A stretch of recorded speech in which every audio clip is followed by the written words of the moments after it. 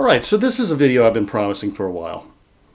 In my system of playing mandolin, which I did not invent, okay, it's just a system I use, actually begins with a tenor banjo player called Charles McNeil.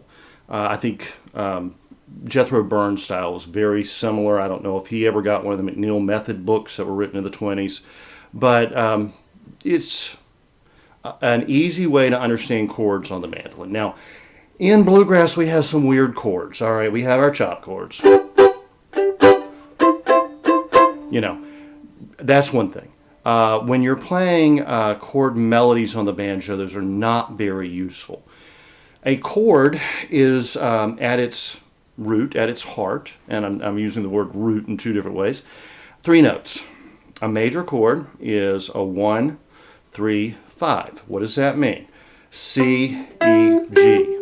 That's the first note, the third note, the fifth note of the scale.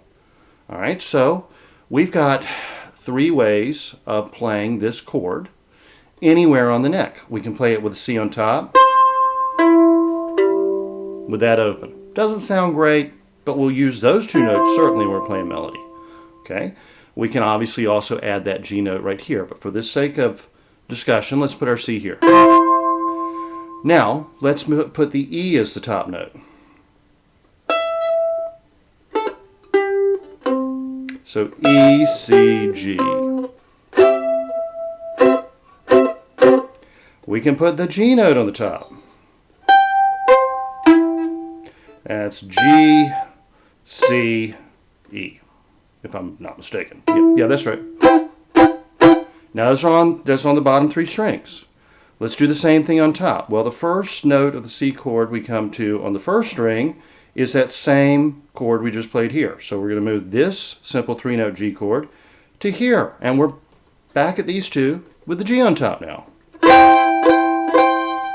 And then the C. That's C, E, G. And the E.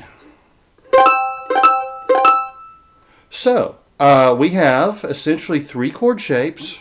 If you want to look at it that way, 3 chord shapes here or here, here or here, and here or here for a C chord. There are only 3 notes in a C chord. That means we can put any one of the melody notes on top.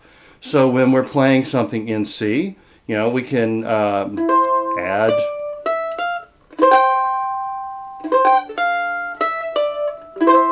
right? I mean, those notes are now all within reach within a chord. Very simple. That's your major chord, okay? Maybe I should just leave it there. Get that down. Yeah, let's do that. Next week, I'll show you how to do minor chords, and the week after that, I'll show you how to do dominant 7s.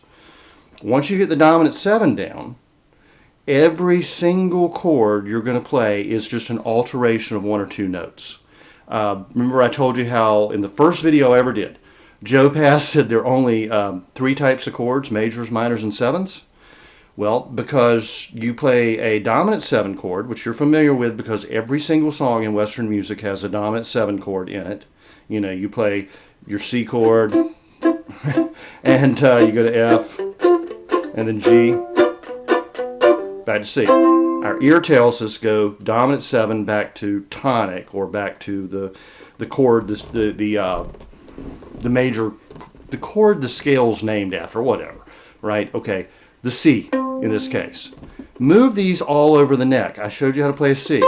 Well, now you also know how to play a D major, and an E major, and an F, and a G, A, B, C again, right? It may sound a little funny to the ear, but that's because chord scales are different. We'll get into that at some point. But anyway, play. Learn this and then say, okay, now I want to play an E with the E on top. Boom. Or I want to play an E with the G sharp on top. I want to play an E with the, what's the next, B, with a B on top, right? Or Very useful chords. And mandolin players can be a little tricky about playing in the key of E, as I've mentioned many times, because there are not a lot of bluegrass and country tunes. Well, more country than blue, but not a lot of bluegrass and folk tunes or old-time tunes written in the key of E. It's more of a bluesy sound.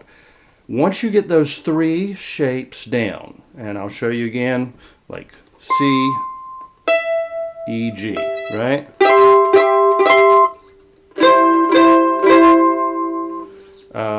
E, G, C.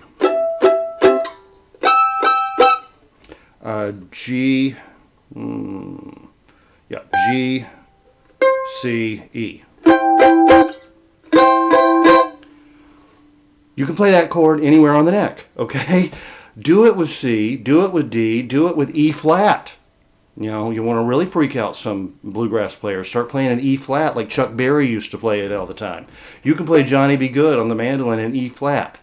I'm not going to attempt that right now, but you can absolutely do it if you know how to play those three simple chord shapes. So next week we'll do minor chords, which I'm going to go ahead and forewarn you, entails moving one finger, one fret.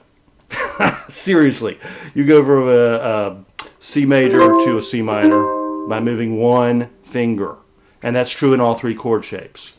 And then week after next, we'll try to do dominant sevens. There'll be 4 chord shapes for a dominant 7, but once you got them, you got them.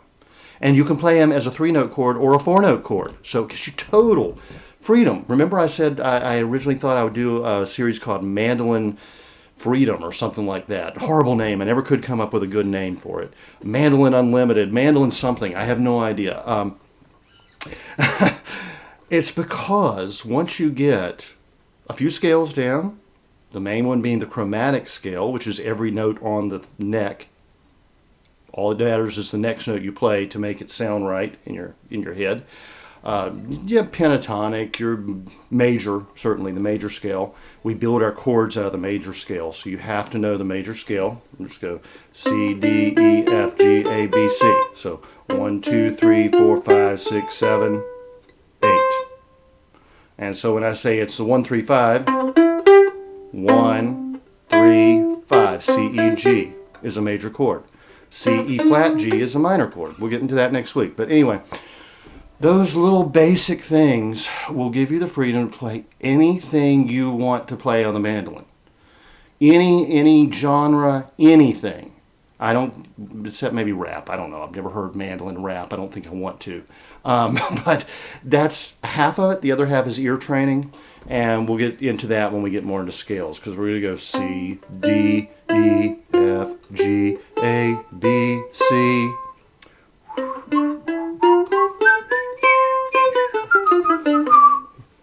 You'll get those notes in your ear, mouth, fingers. And that's how they get to the brain. So if I'm sitting here, I'm thinking, oh, I don't know.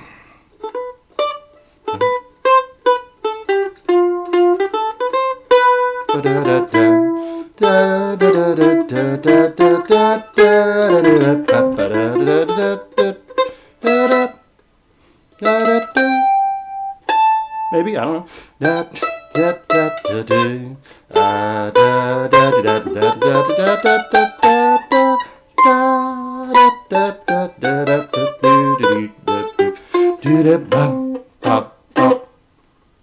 Little Fly Me to the Moon riff, take off, you know. That's my ear, and that's the whole goal. First of all, I'm giving you a foundation in blues, because American music is very much based on blues. Then it's going to be ear training, but the first thing to do is get those 3 chord shapes.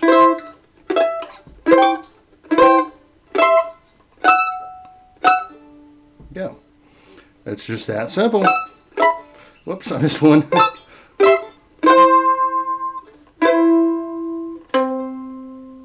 Yeah, that's going to give you, your fingers are going to know where to go.